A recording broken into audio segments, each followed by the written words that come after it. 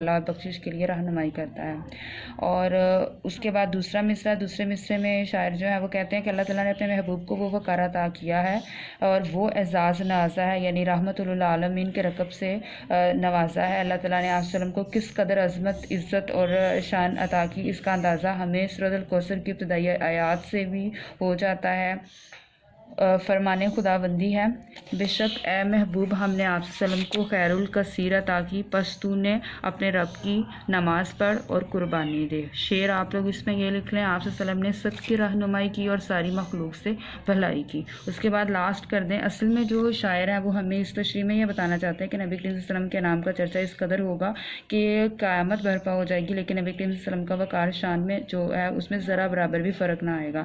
تمام زمانے چاہے وہ ماضی ہے، حال ہے یا مستقبل ہے، کہ افراد خدا کے ذکر کے ساتھ ساتھ آپ وسلم کے محبوب کے تذکروں سے بھی آباد رہیں گے، اس لیے ہمیں ان کے وقار اور اعزاز کو زیادہ توقیر و شرف عطا کرنا ہوگا، کیونکہ آپ وسلم ہی جو ہیں وہ وقار اور عزت کے لائق ہیں۔ اس کے بعد نیکسٹ تشریح کرتے ہیں، زمانے کو اب اپنی منزل مبارک کی خضر صد راہ گزارا گیا ہے۔ یہاں خضر آپ وسلم کو کہا گیا، ویسے خضر وہ نبی ہیں جو اللہ تعالیٰ کی طرف سے بھیجے گئے تھے، اور وہ نبی جو ہیں وہ لوگوں کو رہنمائی کرتے تھے، ان کو سیدھا راستہ دکھاتے تھے۔ تو زمانہ، دنیا، منزل، کنارہ، خضر رہنمائی کرنے والا اور راہ گزار رہنما۔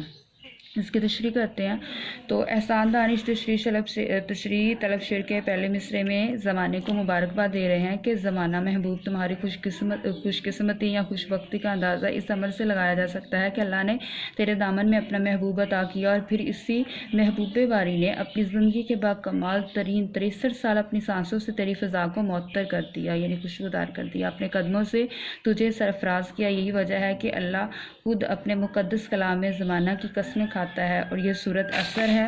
سورۃ عصر کی ابتدائی آیات دیکھیے، قسم ہے زمانہ محبوب کی، بے شک انسان خسارے میں ہے، یعنی نقصان میں ہے۔